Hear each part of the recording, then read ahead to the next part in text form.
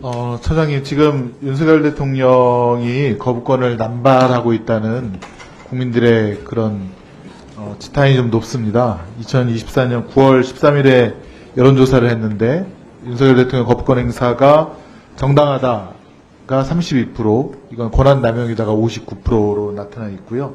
지금 총 몇 번 거부권 행사했는지 혹시 아십니까? 20여 건 좀 넘는 24번을 했다고 하네요. 우리 대한민국 역사상 이승만 대통령이 45회로 제일 많다고 하는데, 이승만 대통령은 전 대통령 재임 기간이 12년이라 1년에 4번 정도 꼴인데, 윤석열 대통령은 1년에 10번, 아마 압도적으로 1위인 것 같습니다. 거부권에 내재적 한계가 있다라고 헌법 교과서에 나와 있고, 헌재에서도 그 점에 대해서는 동의하실 거라고 봅니다. 맞습니까? 예, 모든 권한에는 내재적 한계가 있습니다. 그러면 우리 지성수 헌법재판연구원장님께 묻겠는데, 이 내재적 한계에 대해서 혹시 연구자료라든가 헌법재판소에 어떤 정립된 기준이 있습니까?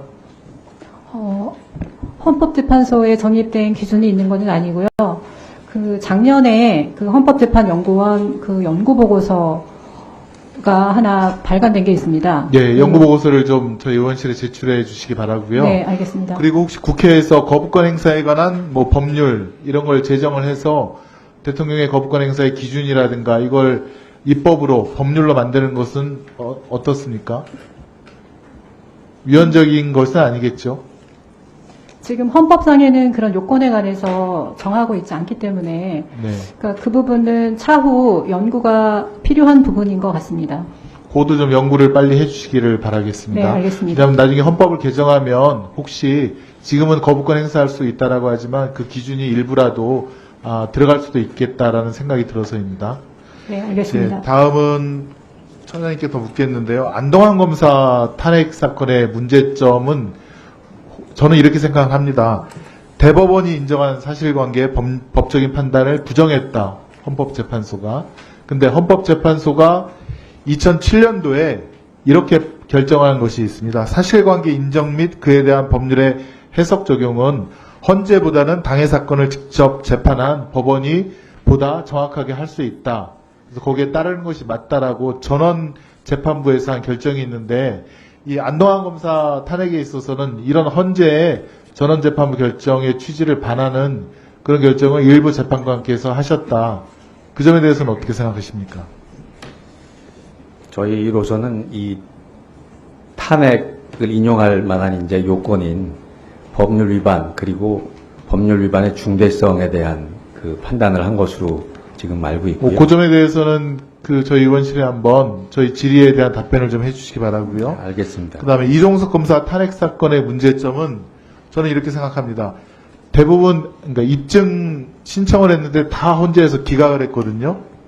근데 핵심 제보자인 강미정 씨라든가 천안 마약 사건의 수사관, 대기업 접대 의혹에 대한 증인 신청 등 신청한 증인 7명을 단 한 명도 채택하지 않고 다 기각했습니다.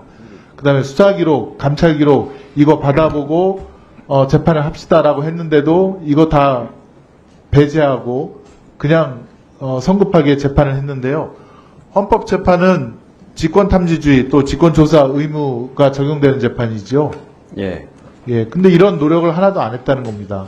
그리고 나서 성급하게 결정을 내린 것이 문제점이라고 생각하고, 반면에 같은 날 국회에서 탄핵 결정이 된 손준성 검사에 대해서는 1심에서 징역 1년의 실형, 유죄가 선고했음에도 불구하고 손중성 쪽 변호인들이 항소심 결과 나올 때까지 기다려 주십시오 라고 했더니 이거는 또 기다려 줍니다. 지금까지도 지금 재판이 진행되고 있지 않죠. 중단하고 있죠. 예, 정지 상태입니다. 예, 똑같은 사건에 대해서 이정석 검사와 손준성 검사가 탄핵 심판이 청구가 됐는데 왜 이렇게 진행 상황이 틀립니까? 헌재에서조차도 왜 사건의 어떤 평등한 처리, 공정한 처리에 대해서 외면하고 있다.